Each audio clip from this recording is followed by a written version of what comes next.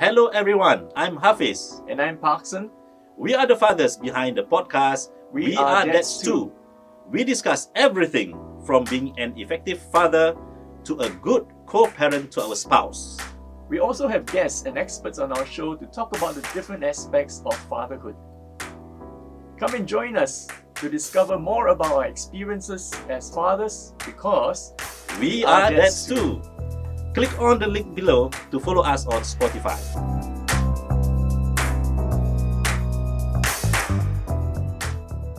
Hi, I'm Hafiz and this is We Are Dads Too, a podcast for fathers by fathers.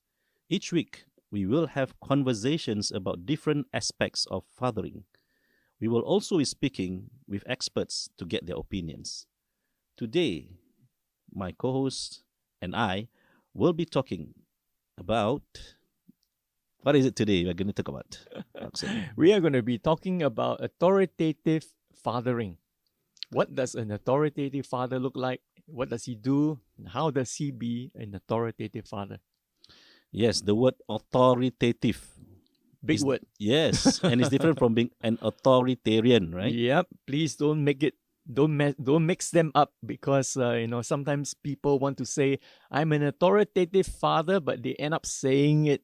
I'm an authoritarian, and people are saying, "What? You are what?" And you're so proud of it.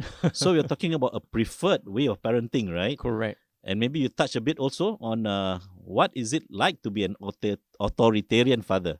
Yes. As well. Well, there are actually four types of main types of parenting styles.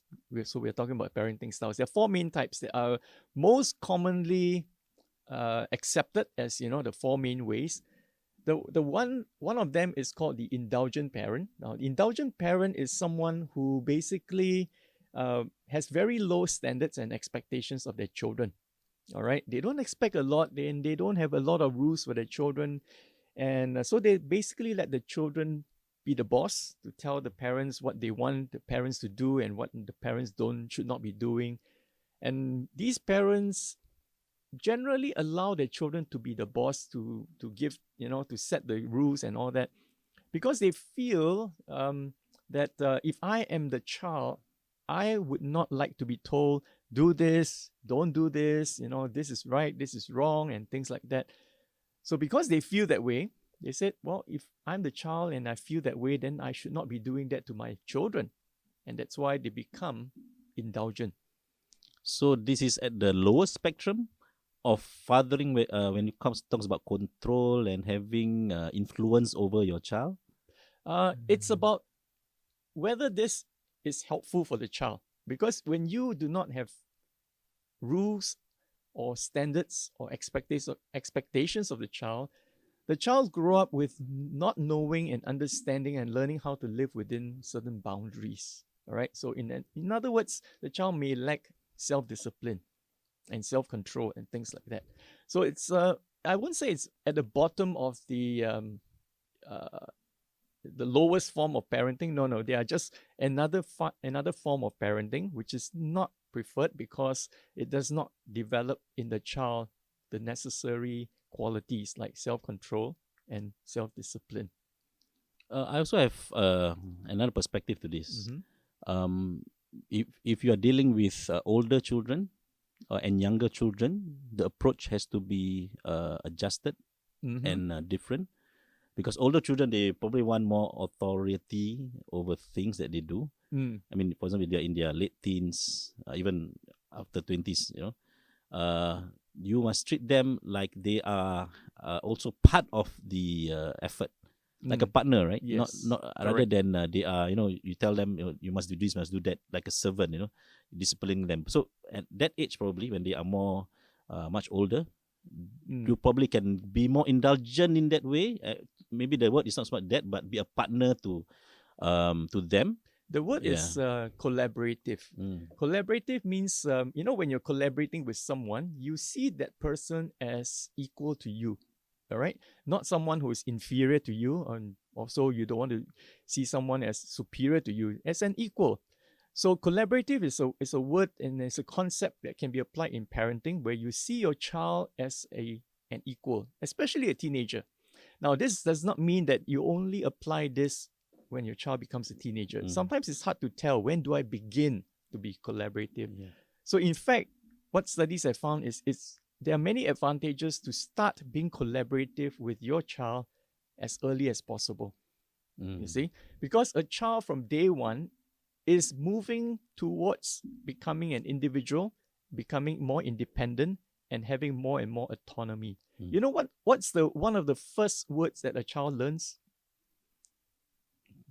Daddy, mommy. Yes. And besides that? Mom, want to eat. Okay. All right. Besides that? I, me. And no. No. Oh, okay. Okay. Now that's a very important word because they use the word no to exercise their autonomy. Right? As young as 3 years old, 4 years old, you are going out, and you have selected certain clothing for your child, and your child says, "No, I don't want to wear that. I want to wear this." So what does a parent do? Does the parent insist, "No, this is the clothes I picked out for you. This is the one I bought for this special occasion. You must wear it." Okay, well, maybe you have very good reasons for that. Okay, but the fact that the child is saying no, it's his way or her way of exercising the independence, wanting to become an individual and exercising their autonomy. And the parents need to encourage it. In fact, they should celebrate it. Okay? Yeah. So, as you said, the challenge would be, when do you switch, you see, towards a different style of parenting? Correct. All right. So maybe going back to that authoritative parenting, maybe you explain a bit. So the authoritative parenting, you don't need to switch. You can be consistently authoritative parent throughout, and that works with all age groups. Okay, so I'll explain a bit more. The other type of parenting style is called the indifferent parent, which is a parent who says you're on your own. All right, and so these parents basically feels that their duty is fulfilled when they've given birth to you, they've given you food, education, clothing, a home to live in, and then everything else is on you. All right, so I know some kids who have grown up with these kind of parents, and they basically have to fend for themselves from a very young age. Okay, so these are indifferent. The parents just step back and let the child take care of themselves, solve all their problems by their own, and they just do the minimum. Then you have the other third one, which is the authoritarian. Okay, now the authoritarian is like a dictator, and the authoritarian basically says to the child, "Do it because I said so." I would not entertain any excuses, any stories, any reasons, anything. When I give you some instructions, when I say this is the rule, you have broken the rule, there will be consequences. Yeah. So a lot of us have grown up with authoritarian parents. Okay. We are told, when our parents tell us to do something, they expect absolute obedience. Right? And if there are no obedience, we will be in trouble. So we grow up with a lot of fear, with strict parents. So the word strict is normally applied to authoritarian parents. Now, the preferred model of parenting is called the authoritative parenting. Okay? So authoritative parent has actually high standards for their children. But they are also very responsive to their kids. Now, responsive means they understand their children, and they understand their children in the moment, okay? And they are very open to communicate, they are open to listen, all right? And also to collaborate and negotiate with their children. So let me give you 5 things that the authoritative father does, okay? And this applies to mothers also. Number 1, they make their rules and consequences clear. And this is very important because without rules, rules are meant to teach children certain things.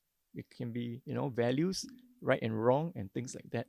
And rules also guide the children to develop good habits, all right, behavioral patterns and things like that. So I often ask parents, how many rules do you have for your children right now? Okay. Guess what they say? What they say? No. Most of them cannot give me a number. And so I tell them, there must be a number? There must be a number, okay. all right? Because if you cannot tell me how many rules you have, all right, for your kids, then I'm right to assume that you have too many, that you yourself cannot remember. Okay. And that's what parents often do. We have a habit of coming up with new rules almost every day. It's situational, when our children behave in a way that we don't like, we say, okay, stop running, stop doing this, from now on this is a rule, stop doing this. And then we forget the next moment. Then you are like running a school or a welfare home. Is it like a I don't know. welfare home? I'm just saying that, let's say, I'm just to throw the spanner here. All right. If I have rules 1, 2, 3, 4, 5, 10, okay, in my house, it's like going to school, with all the rules and regulations, or even staying in a welfare home, control. So what do you say to that? Yeah, that's why, you see, that's why I ask parents how many rules you have. And many of them cannot tell me exactly how many. And that is a problem. Because if you want to lay down a rule, you should at least remember it. Okay? If you can't remember it, then it tells me it's not very important. So it's about not just the number, but knowing the rules, what they are, and having that acknowledgement and buy-in, in a way, not buy-in, but at least acknowledgement from your children that these are the rules. Correct. Rather than, as you said, any day, depending on the weather, depending on how your mood, you come up with a new rule. That's right. It's situational, it's spontaneous, it's ad hoc, and the fact that children don't like rules, nobody like rules, although they need it. Having too many or unwritten rule may make them switch off. Yes, and you end up not being consistent in your enforcement of the rules, you see. And so that confuses children, and that even makes them very anxious, because they say, they will never know what's next, what will happen next, and whether they will be breaking a rule that they're not even aware of. So that's a problem. So you need to know exactly what your rules are. But in the next question, ask them, what do you think is the optimum number of rules that you should have for your children? What do you think? Not more than 10, I think. Two digit too many. 10 is already too many. Okay. Now let me give you an example. The Republic of Singapore has a penal code. You've heard of the penal code, right? It's a book of rules, okay? And this penal code has 500 sections. Each section is about an aspect of life in Singapore. The most popular one I think most people have heard of is 377A. All right? Now, that's just one section. And in one section, there are many rules. And with the rules, it comes with consequences. So this is, people should not be doing this. And if anyone does this, that means they break the rule, this will be the consequences. So the rules and consequences are explicitly laid out in that penal code.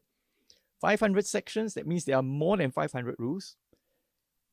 On top of that, over the years, the Parliament of Singapore have passed new laws, right? And then new laws saying, like the one of the recent ones are designated smoking areas. You cannot smoke anywhere you like, all right? Like you cannot smoke at the bus stop. You have to move a certain number of meters away, and then that's where they place the trash bin, and you can smoke there. All right. Anyone who breaks that rule, there will be consequences. So you see, additional. So now there are more than 500 sections. There are many other rules. Singapore also has a police force of at least 20,000 police officers to enforce all these rules. Okay. All right, 20,000. So your point is, how many police officers do you have in your home? How many parents do you have in your home? Okay. And you do not want to go around and be, the policeman all the time. Correct. You are a parent, which starts with the letter P, but you're not the other P, which is a policeman. Yeah. You see? So even then, even with 20,000 police officers, some rules are more enforced than others. Like 377A. I mean, which police officer goes around looking for two men having sexual intercourse? All right? Nobody looks out for this. So right. Some rules are more enforced than others. So in a family context, I propose to parents not to have more than 3 or 4 rules. Now, these 3 or 4 rules can change over time, because certain rules after after some time, or maybe your child has grown past that age, those rules are no longer so relevant. You want just drop it. Maybe you want to replace it with something else. Okay? So rules and consequences needs to be clearly stated. If you can, write it out so that there is no dispute later on, I thought you said this. No, I said this, So how do you decide on those rules? Are those rules based on, for example, your value system? Are they also, again, just now you said about may change over time, relevant at a point in time, the relevance, and thirdly, again, practicality, right? So how can you enforce? I mean, certain rules is like a deterrent rather than to enforce. Yeah. Every parent has a wish list of 100 rules. Yeah. All right, sure, a wish sure. list. I mean, they wish that all these could be rules. But let me make it clear. If you lay down a rule, there needs to be clear consequences, which I'll elaborate on later. So out of all your wish list of rules, you, the husband and wife, father and mother, need to discuss. If I need to pick 3 or 4 and say these are the most important, all right, then you have to ask yourself, why is this the most important? Am I trying to teach certain things, certain lessons to my kids through these rules? Am I trying to, help my children develop certain behavior habits and patterns, which will maybe later on when they have their own family, they will continue. So in other words, you are starting a tradition, okay? So you need to think about all these things instead of just arbitrary, random, and very spontaneous rules that you just create because you see your child behaving a certain way and you want to stop that particular behavior. So that's not a good way to do it, all right? So you need to think through. It could be based on principles. It could be based on values. It could be, based on many things. So go through your whole list of wish lists of rules and boil it down to 3 or 4. All right. So some homework needs to be done. What about the rest of the rules? Well, in Singapore, you have the written rules and also you have the unwritten rules, and it's called culture. For example, one of the behaviors that is not favored in Singapore is talking loudly in public places, like in a MRT train. Yeah. So this set me thinking. A society or a family that has too many rules may also not be desirable, because, as you mentioned just now, the spectrum between you have to have control or demand something, and on the other end is you give more allowance, give more freedom. Okay, I think naturally human beings, even children, they prefer freedom. They over control, and having too many rules make it very stifling. Stifling. Yeah, it's a very and controlled create environment. a kind of unhealthy environment, right? Unhappy, unhealthy, and stress. Yes, very I mean, as I was stressful. saying just now, schools got rules. You go to the bus, got rules. MRT got rules. Then go home also rules. But again, the point here is we need to have rules. Only that we need to have the few rules that matter, and then ensure that we select them based on a consensus, right? Between the parent. Yep, that's right. So the two parents need to discuss this, think very carefully, and choose the 3 or 4 rules that they feel are most important for their children at this point of time. All right, and these could be the rules for the next 3 to 4 years. We don't know. Okay. Yeah. So it has to come with consequences also. All right. So the consequences cannot be changing all the time. So I want to give an example, which I think is very relevant to many families today, and that is about not having a device at the dinner table or the meal table when the family sits down for a meal. So it's a device-free family meal. That's very relevant for everyone. For everyone, right? Yeah. So if that's the rule, let's say the father and the mother decides, okay, this will be one of the rules for the whole family, that no one brings a mobile device to the table when the family is having the family meal. Okay. Now, what do you think is a reasonable consequence if someone breaks that rule? No phone for the rest of the day. Okay, that could be Confiscation. confiscation. Kapo. Yeah, but again, if you are dealing with maybe up to teenagers, maybe mid teenagers, you can probably enforce that, right? Again, the issue of starting early, right? Yes. Yeah, it's very important. I mean, if you want to enforce this rule when your kids are already quite old, they will start arguing with you and give you what is the negative thing about doing that, because so again, this thing about the different age group that we have in our children, we have 0 to 7. I mean, that's where most of the disciplining happens, the so-called habits. I mean, you can really just tell them, they say yes, although the no will come, but you can use emotions, use a bit of distraction. Yeah. But once they are maybe 7 to 14, they start, the logical thinking comes in, and they start asking you questions, or even they'll challenge you. And argue back with you. So we need to use the logical reasoning by then. That will be my point 2. Okay. But let me finish point 1. So if someone breaks the rule, and brings a mobile device to the table when the family is having a meal, what would be a reasonable consequence? And you said, no device for the rest of the day. That means that could be anything from 3 to 5 hours. Okay, let's say it's a dinner, right? So you have dinner at about 6 or 7 o'clock, and the everyone goes to bed at about 10. That's about 3 to 5 hours. That is torturing. So my proposal is this: whoever breaks the rule and brings a device to the table when the family is having a meal will not have access to that device for 2 hours after the end of the meal. Just 2 hours. And I tell you, 2 hours for a Singaporean without a device, or It's a for that lifetime. matter, without Wi-Fi, is eternity, all right? So I think 2 hours is enough. I mean, the other thing is we have to admit that we actually can't live without our phones, because we do a lot of things on our devices. Yeah, that's very important, because if you say 2 hours or the rest of the day, 2 hours is very specific. All right, and whether it's practical or not, whether it's enforceable or not, you can do it 5 hours, 6 hours. But if it's unenforceable, then there's no point having that rule. So it's about, of course, different families may have different, culture and such. I mean, where they're starting from. Yes. And it not be really 2 hours. It can be according to what is enforceable. Yeah. So the reason I say 2 hours is because 1 hour may feel a bit too short. And so maybe the child especially may not feel the pinch, The pain. 3 to 5 hours may be a bit too much, right? Not sustainable. Yeah, because the child may say, but I need to chat with my classmates because we are doing a project. Then how? Yeah. So I think 2 hours you don't go there. Correct, So let's be reasonable. And of course, if your child is old enough, you can negotiate. Okay? So that's an example of a rule and consequence. Now, point number 2 is this.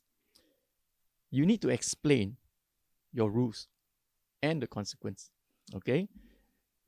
Even if you have a 3-year-old or 5-year-old and you think that, they don't really need to know the reason behind the rule. They just need to know the rule. Well, you may be right, but I would say that you need to think of an explanation anyway. What's your rationale behind your rule? Okay? Because if you don't have a rationale behind your rule, then you probably don't have a lesson behind it. What are you trying to teach your child through this rule? Or are you just setting a rule because you want to have a rule? Okay? You want to have more control over your children's behavior. So for example, go back to this example of not having a device at the dinner table, the meal table, when the family is having a meal. What could be the rationale, the logic behind that rule? So that you can focus on what you eat and enjoy what you eat. And don't multitask. Correct. Number 1. Number 2, so that you have a chance to communicate and talk to each other. Although you shouldn't be talking when you're eating, when you are having. Don't talk with your mouth full. Yeah, full. However, that's where the social the communication is within family, right? That's right. There's a time where you can really find time. Otherwise, people are doing their own thing. Yeah. So one way to say it is, for example, I'll say to, maybe I have a family meeting and I want to tell the family members that we're going to have this new rule. Okay. And the rule is no one meaning no one, whether adult or child, shall bring a mobile device to the table when the family is having a meal. Why? Well, because as we grow older, and so maybe you already have slightly older kids, everyone will get busier and busier, and getting the family together, even for a meal, becomes harder and harder. So the family meal becomes very sacred, very important. And we want to try to preserve that time so that we can focus on each other. And like you say, focus on the food, mindful eating. All right. And mobile devices are a major form of distraction. So the rule is so that we can preserve this time, protect this time, that we can continue to connect with one another as a family. All right. And for that few minutes, half an hour, 1 hour, whatever it is, while we're having the meal, let's not have the mobile device to distract us. Now, if you can explain it this way, I think it will be very acceptable by nearly every child, young or old, especially the teenagers, as you talk about, you see. Now, for teenagers, if you can support your reasons and your decisions logically, you have their buy-in. Not compliance yet. Buy-in first, and they need to buy in and say that, okay, my parents have thought about it, and it sounds reasonable, it sounds logical. I can accept the rule. Now, whether I will obey it or not, that's the next step. Okay, so you need to explain it, and so if you can show it somehow that it's based on certain principles or values, it becomes more credible. Yeah, definitely. I think when you explain, it will, last longer. I mean, it will go through time. And as they go old, they may not understand the importance of that rule, of that lesson behind, but it sticks to them. And as they grow old, that is the one that actually sustain their behavior. You're talking about trying to sustain the behavior. There's another thing, right? And unless they know why they are doing it, why they are doing that particular behavior, they will probably see it as just a chore or something that they even don't want to do because they don't see any benefit. That's right. Yeah, to themselves. And they will, if they see the benefit, all right, they would likely continue doing it when they have their own families. Yeah. You see? So it becomes a tradition. It becomes just part of their nature now, because they say, yeah, family time is important, and this is the thing that we need to do in order to protect it, preserve it, and to make it sacred. Yeah, this goes back to the habit loop that I've been always mentioning, right? The cue for that particular instant is that no phone, all right, and there is a consequence if you bring your device, and then the response is everyone start communicating, because you may not have a device, but everyone just keeping quiet and doing their own thing. I mean, while that itself is better than someone distracted by the gadget, it also does not serve that function of time, the quality time that a chance that you have together on the same table. And then the third thing is the reward, you see. So what is it for me, all right, that I will continue doing this? What is the dopamine, the thing that gives me the dopamine that feel good, such that I will do it again. So that is the thing that we may want to think about. For example, if let's say from that conversation you're able to give some solutions to the problems that your children have at school or even with the friends, and they feel like at least I'm getting something out of this time that I have with my family, talking to them, and that's one probably direct reward. That's right. So the first thing is to make your rules and consequences clear. Second is to explain it. If you have share the rationale, the thinking process that you have gone through to come out to decide on this is one of the rules that we're going to have. Now, the third one is be consistent. Okay. Consistency is one of the pillars of parenting. If you're not consistent, it causes confusion to your kids and it makes them anxious, because they're never quite sure whether they're gonna get punished. Whether they are actually breaking a rule because they are not even clear what the rules exactly are. So being consistent is means that now the fact that you have shrunk your list of possibly 100 rules to just 3 or 4, all right, I'm assuming that you have thought about it very, very thoroughly and very carefully and decided these are the most important ones that we want to have. Now, if it's important to you, it should be important every day. Yeah. Not some days and unimportant other days.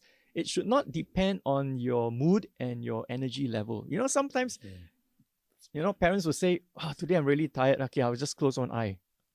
Okay. Or if we talk about devices at the meal table, some fathers may say, may bring their phones to the table or tablet and say that this is different. This is work. Yeah. Right? Now, that's already inconsistency. Yeah. See? So we tend to do that because we always have this idea that what I'm doing is more important than you. Yeah. I'm doing this because I'm serving the interest of the family, but it's not gonna work. That's right. Because nothing is better than doing by example. They don't listen to your words; they listen to what you do. Mm-hmm. Right. No, there can be exceptions to the rule. Okay. That's why there's this phrase, exception to the rule. Yes. So there can be, but the exception shouldn't be just because this is work. Right? I think to children, they won't be able to accept that all the time. Okay. So because sometimes we will need to make exceptions for our children also. Okay. So that comes to another point. So being consistent means it needs to be important all the time. Now, the point number 4 is be firm, but not strict. Now, what do I mean by that? Strict is a word that I would associate with authoritarian parenting. All right? Means this is the rule, this is the consequence. If you break the rule, I'm not interested in why you broke the rule. I'm not interested in all your reasons and excuses. I'm just interested in the fact that you broke the rule and therefore you must face the consequences. So that's strict. Okay. Now, being firm is different. Being firm means, okay, you broke the rule. I want to know why. I want to know the context. I want to use the example, but it's not in Singapore. This is from the US. When you are caught speeding, you are given a ticket. You have to show up in court, and then you'll face a judge. And the judge will ask you, okay, you were caught speeding. Why? Do you have a reason? What happened? Okay. And so you might say, somebody might say, well, I was rushing to the hospital because I got a phone call telling me that my mother fell and, is now hospitalized. So I wanted to go there as quickly as possible. And I wasn't aware that I exceeded the speed limit. Now, the judge has the discretion. All right. You might say, well, looks like this is your first offense. Okay, you have a so-called good reason. I will just let you off with a warning. Now, has he changed the rule? No, he hasn't changed the rule. But he has listened to the context, and based on what he heard, he says, okay, I will allow it this time. Nobody got hurt. Just don't do it again. Okay, so that's being firm, but not strict. All right, a strict judge would say, I'm not, you broke the rule. Okay, these are the consequences. You pay the fine, or you go to jail, or whatever, and so no chance for the so-called the guilty one to present his case. That is a very good example. Not because I drive, I have a caught speeding as well. But usually, you have to write in, appeal, and the chances of you getting away also depend on how severe is your speeding is. But I also realized that in these two systems, there's a difference in how the individual is being treated. I mean, in the system where it's highly disciplined, much based on rules-based, it's more like an opt-in system. Everyone is in already. The system, you must be disciplined, and it will create in a way strict environment where everyone will have to adhere to these rules. However, another system where you have more, to me, respect of the individual, listen to the individual's reason, and then you opt out. For example, if the example you gave just now, right? You have the space or given the opportunity to explain. You may still do not get away from it, but as an individual, you feel good. Yeah. Because you're able to express yourself, and that to me is my opinion, a healthier environment system to be in. And in don't talk about country, but in a family, what kind of environment that you want? You want a learning environment, or you want an environment that punish? A family environment that everyone grows in, and be very much grow in terms of not only physically but mentally and spiritually, and having the emotions being taken care of, rather than no, I don't care how you feel, I don't care, because I know that you're going to be punished. And that kind of environment or family will create, to me, quite not as stressful. Also, an environment that doesn't encourage other aspects of life, like creativity, and emotional health, and so on and so forth. Yep. Yeah. That's a good observation. So the Singapore system, just in this area of speeding, for example, it's more an authoritarian, model, and the one in America is more authoritative. Yes. Okay, and I think in a family context, it's important that the authorities, meaning the parents, listen to the child. All right, no matter how young, no matter what they're saying, just listen. Give them an opportunity to explain, to defend themselves, because this act alone tells the child a lot of things. It tells the child that he or she is important. What you think, what you feel is important to me, and therefore I want to know, I want to hear about it.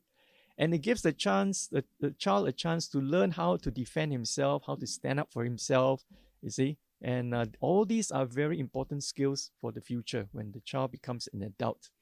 All right.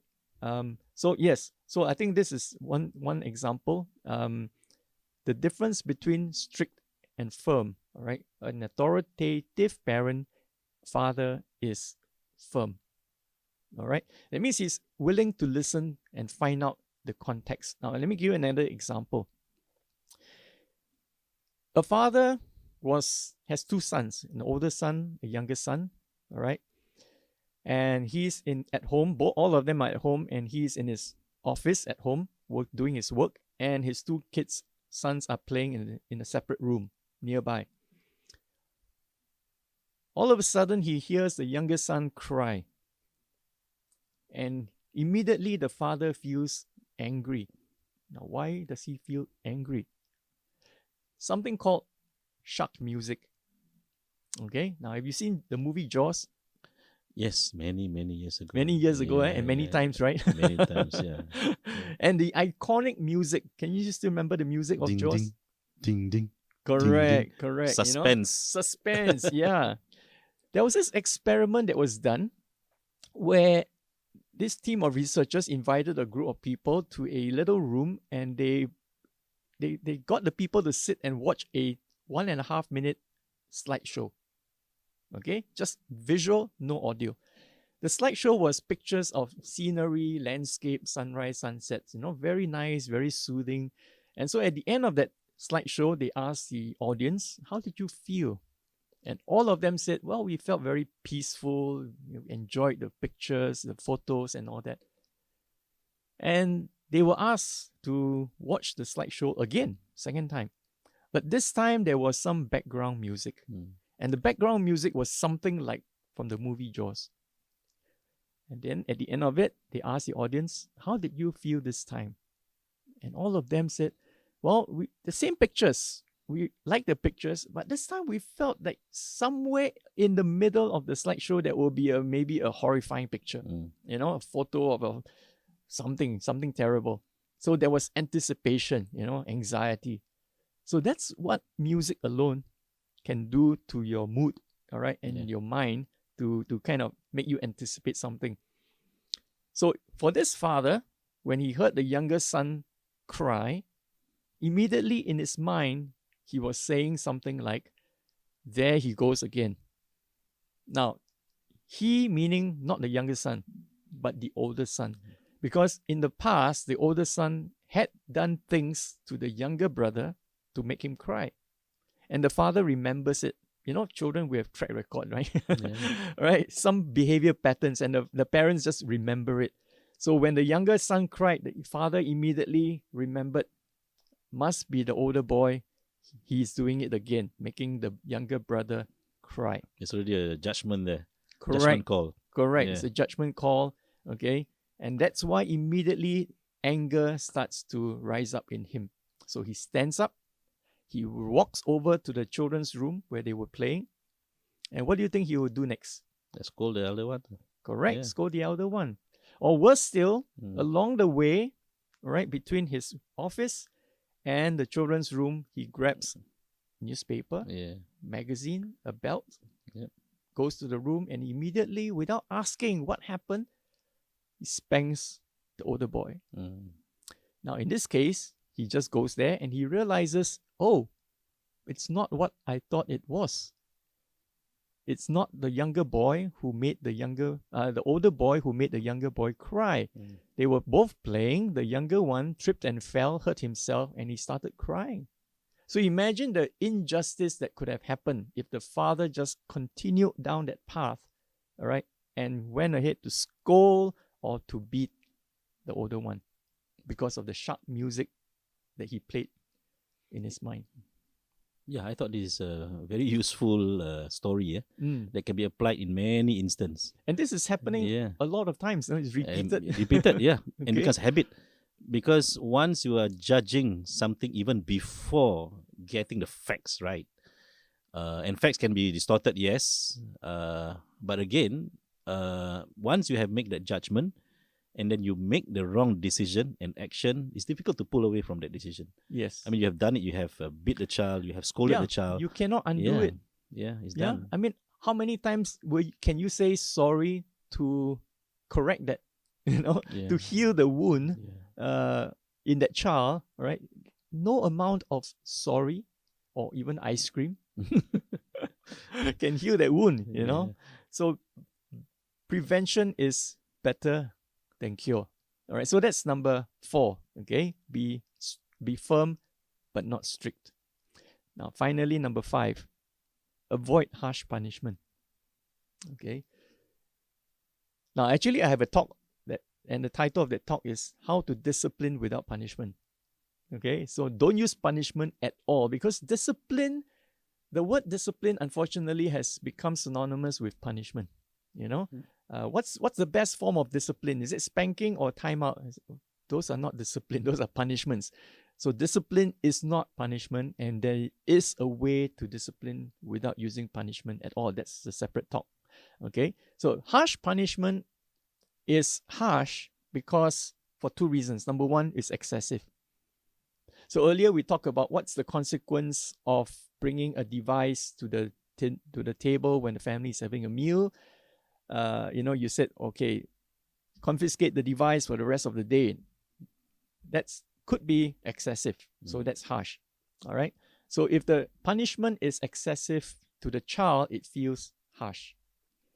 Second reason why any punishment can be harsh is when it's done in anger. Yeah. Right? When you want to spank a child and you do it when you're angry, usually it's more painful. You will use more strength because you're actually not in control of your strength. Your anger is in control of your strength. Yeah, something else is in control of you. Yeah. And you don't become rational mind is not working. It's all emotions. Well, emotions are important at a certain time. Oh, yes. But when you want to do some kind of punishment or disciplining, that's not the right time to be angry. Emotions are very important. But if we're not in control of it, but they are in control of us, that's where it becomes dangerous, right? So harsh punishment is when you punish your child in anger. When you even are trying to correct your child, but you are doing it when you're angry, you end up yelling at your child, which can traumatize your child. Even worse, it's not really angry. You're angry with something else or something else. Oh, yeah. Then you impatient. Yeah, correct. Actually, when, for example, you just came back from work, you're tired, you don't have enough sleep, and you have no control over your emotions, a lesser control. Then that's where you would try to mete out certain, punishment, and it becomes really harsh. Mm. I mean, to the person that is getting the punishment, they can see it. Why am I being punished so much? So unfairly. But the person who is angry and doing it, they probably cannot see that. Yep, they can't Yeah, see it. yeah. Only after everything, when all the dust has settled, then they might realize, wow, it was really, really hard, and they want to say sorry, and they say, sometimes they will tell the child, it was, I was trying to teach you this lesson. Yeah, by that time it's rationalizing already. Too Yeah, late. but the only thing that the child remembers is, wow, how angry daddy was. How painful the punishment was. Correct, you see. So avoid harsh punishment at all costs. Okay, if you're angry, don't punish your child, and decide on your punishment beforehand.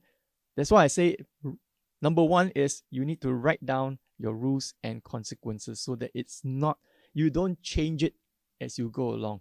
You know what it is, your child know what it is, and he expects the same punishment if he has done something wrong.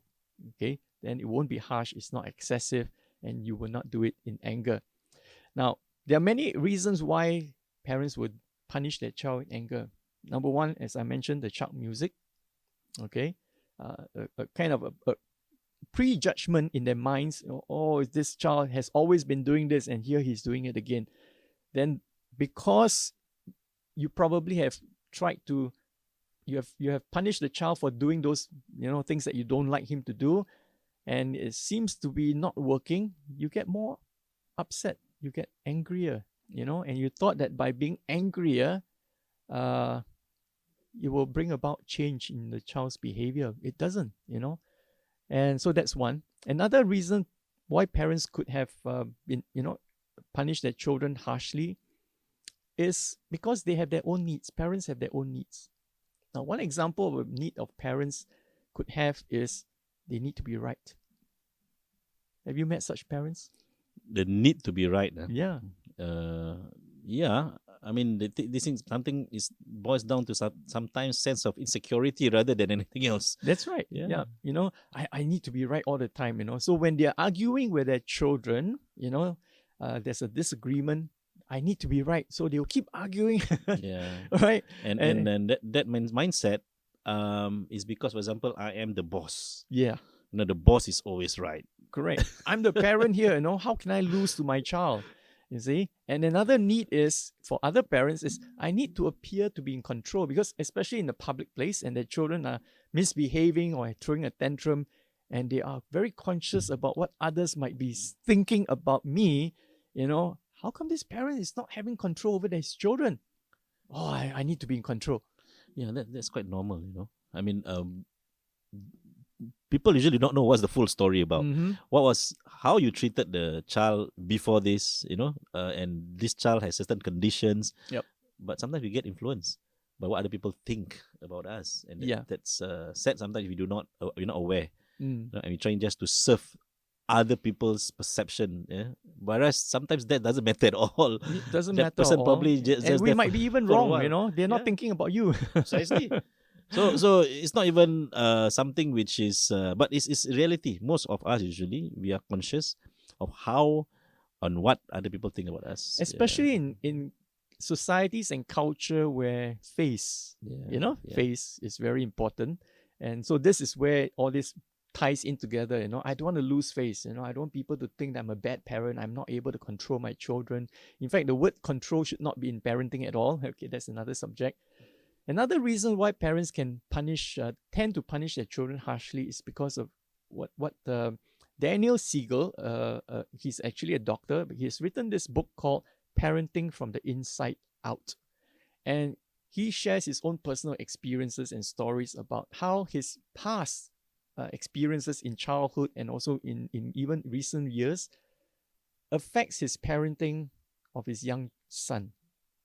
Okay, and this happens for many of us, how we were parented, the things that we experienced from our parents that has been unresolved or unsettled will come to the surface later on when we become husbands, we become fathers.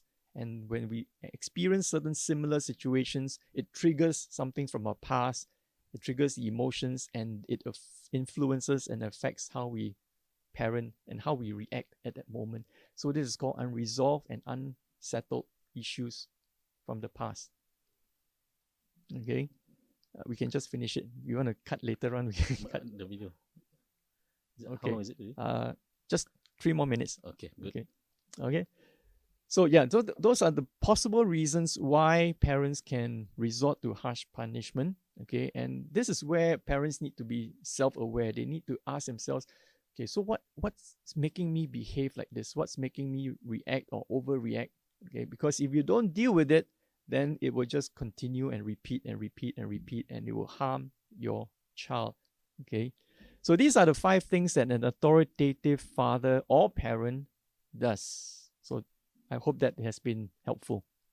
Yeah, so I think this is about the theme of involved fathers, that this is one of the indicators.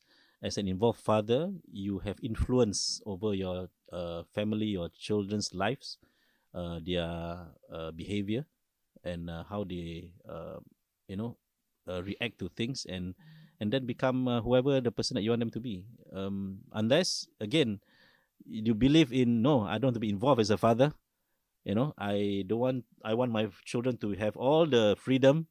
I'm not surprised. No, you'll be surprised. There are some fathers who are like that, but they are based on probably unresearched and unverified, evidence, and based on different kind of parenting. Different kind of uninvolved parenthood. Yeah. Yep. So Okay. that's authoritative fathering. Right. There's I think very interesting points that's been discussed, and maybe we can expect questions from out there, because probably not all of you agree to what have been said. So please do ask more questions and doubts, clarification that you may have through Facebook and Instagram. All right. Till next time. Bye-bye. Bye-bye.